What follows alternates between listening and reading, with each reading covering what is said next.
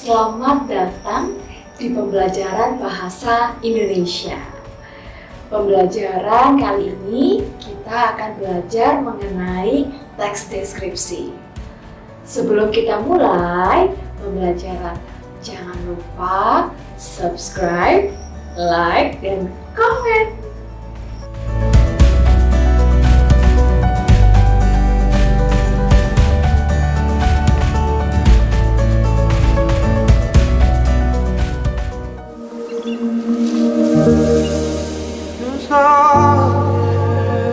Tak beranjak, kami menunggumu,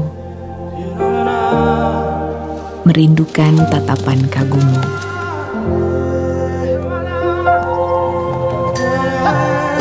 Membayangkan ramai tepuk tanganmu dan menantikan kedatanganmu. Kami di sini untukmu. Bersama mereka yang ingin mengisi harimu.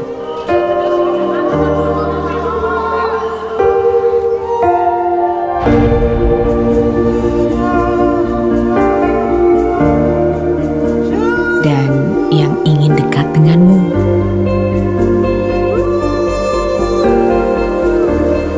Semangat kami masih tersimpan.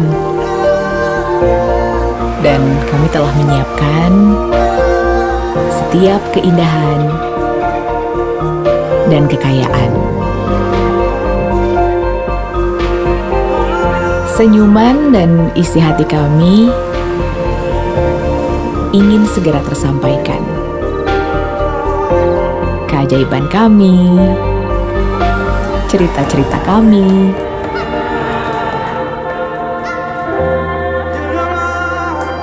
dan tradisi kami ingin segera bertemu.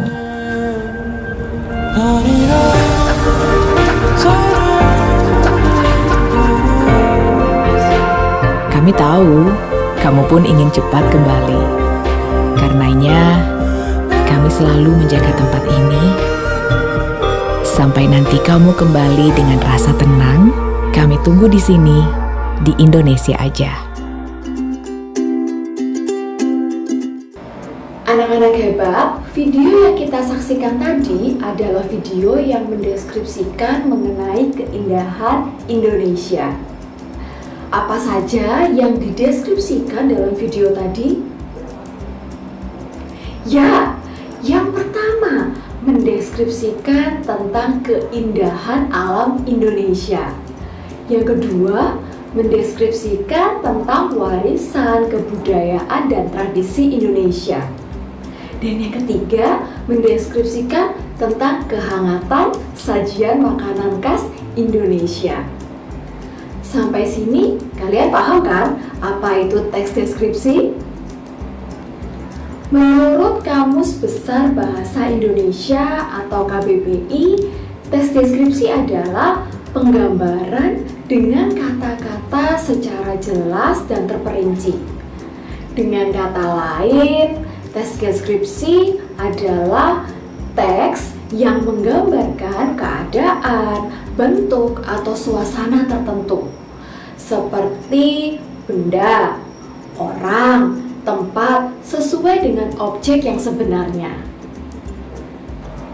Anak-anak hebat, ciri-ciri objek dari teks deskripsi yaitu objek bersifat khusus dan personal, dan kemungkinan berbeda dengan objek yang lain.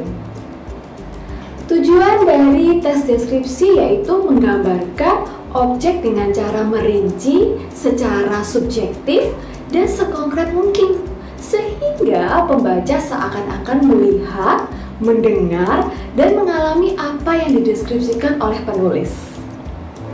Anak-anak hebat, di dalam teks deskripsi mempunyai 3 jenis yang perlu kalian ketahui. Yang pertama, ada paragraf deskripsi spasial. Paragraf ini yang isinya topiknya berupa ruangan atau tempat. Paragraf ini mendeskripsikan suatu ruangan atau tempat dengan sangat jelas kepada pembacanya. Yang kedua yaitu paragraf objektif. Paragraf ini menggambarkan suatu objek sesuai dengan kenyataannya tanpa adanya opini atau kesan pribadi dari penulis. Dan yang ketiga yaitu paragraf subjektif. Paragraf ini menggambarkan suatu objek berdasarkan apa yang dirasakan dan dilihat oleh penulis. Dengan kata lain, penulis menuangkan opini-opini pribadinya mengenai objek yang sedang dibahas. Anak-anak hebat, jika kita akan membuat sebuah teks deskripsi, kita harus memperhatikan struktur teks deskripsi tersebut. Apa sajakah teks deskripsinya? Yang pertama, identifikasi, berisi tentang pernyataan umum, contohnya nama objek, lokasi, sejarah, pengertian ataupun makna dari objek yang dibahas. Yang kedua adalah deskripsi bagian, berisi tentang rincian bagian objek. Rincian tersebut harus seperti apa yang dilihat, didengar, dirasa oleh pembaca. Yang ketiga, yang terakhir, yaitu kesimpulan atau kesan umum dari penulis. Anak-anak, supaya kalian lebih memahami teks deskripsi dengan baik, yuk kita saksikan video berikut ini.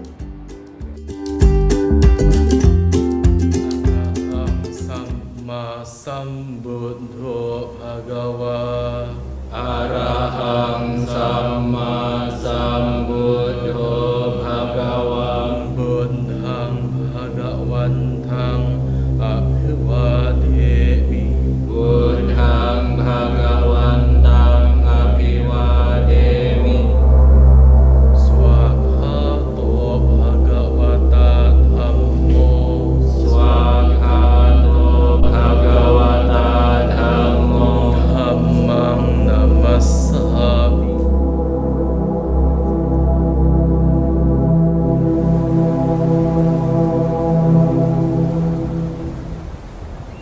Carino Buddhing Sampagumeyama. Candi Borobudur bagi umat Buddha sebenarnya adalah merupakan sebuah tempat sakral, tempat suci. Di mana biasa zaman dahulu, tempat-tempat candi seperti ini itu dibangun khusus untuk pemujaan.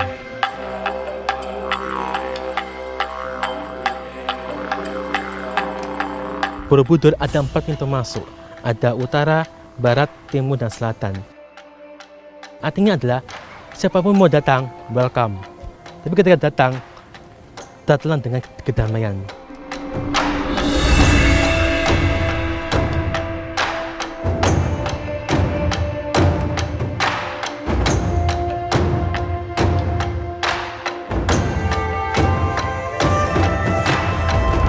Salah satu begini, Sang Buddha pernah mengatakan, kenapa di dunia ini banyak perselisihan? Mengapa? Beliau mengatakan, Allah mengatakan, saya paling benar, Anda semua salah. Ketika orang berpikir seperti ini, maka dia menganggap orang sebagai musuh. Tapi ketika orang menganggap bahwa Anda adalah sahabat saya, Anda adalah teman saya, dengan demikian ketika orang bisa berpikir seperti ini, maka orang menganggap orangnya sebagai teman, bukan sebagai musuh.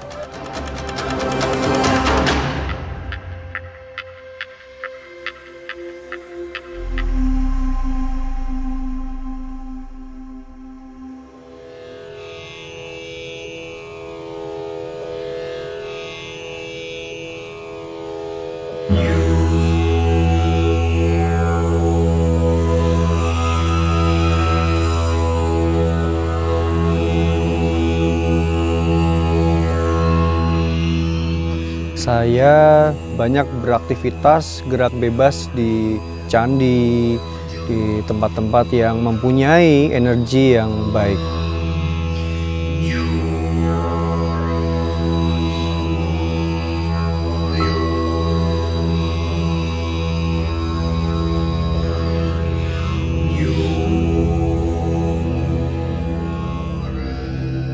Saya sangat senang sekali Borobudur dijadikan destinasi super prioritas karena inilah kekayaan leluhur kita, kekayaan kearifan lokal kita untuk belajar tentang masa lalu, identitas kita itu sangat penting. Sehingga kalau kita kehilangan identitas, tergerus oleh zaman, kita itu siapa?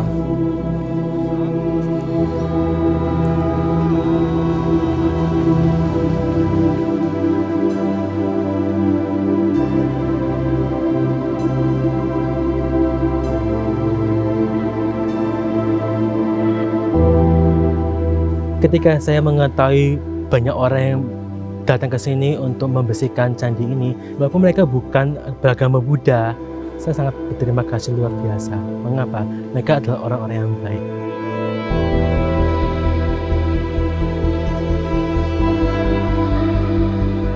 Yang dilakukan Balai Konservasi terhadap Candi Borobudur sendiri yaitu melakukan perawatan beserta juga pengamanannya. Candi Borobudur sendiri itu kan candi dengan corak keagamaan Buddha. Tapi personil yang membersihkan dari Balai Konservasi Borobudur itu tidak ada yang beragama Buddha. Nah, itu karena untuk tetap menjaga persatuan. Kalau di Borobudur ada 2 event yang bisa diadakan besar-besaran. Pertama adalah Waisak, kemudian kedua adalah Asada. Ketika ada Waisak, semua orang boleh datang. Untuk apa dibatasi? Tujuan orang beragama adalah untuk mempererat, bukan untuk memisahkan. Karena itu ketika orang mau lihat, silakan, tapi jangan mengganggu. Karena kemanusiaan. Kemanusiaan itu bebas ya, namanya sekat-sekat ras, suku ataupun agama. Karena di dalam Bhinneka Tunggal Ika kita berbeda, kita tersatu gitu. Kita adalah manusia, tidak butuh kostumnya. Yang penting adalah perilaku dari pribadi sendiri.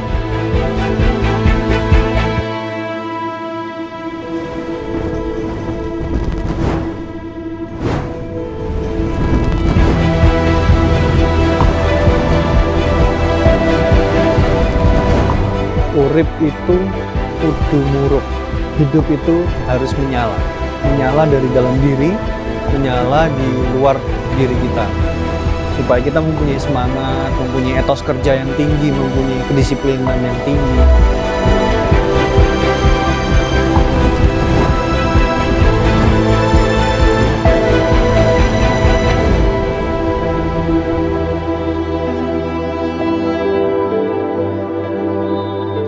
Semoga ketika seseorang yang datang berkunjung ke Candi Borobudur, saya mengharapkan setelah dari sini dia mampu membagikan apa yang dia dapat di sini. Semoga mereka berbahagia.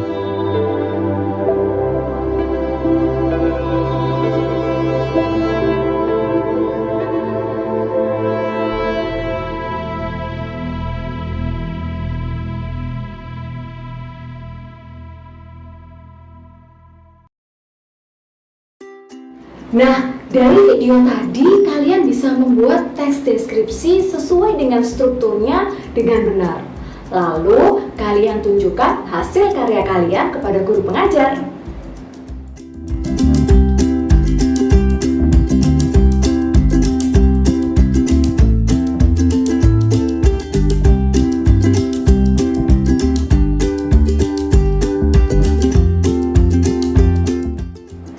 Demikian pembelajaran hari ini. Ingat, tetap sehat, taat protokol kesehatan, dan generasi muda bangga berbahasa Indonesia.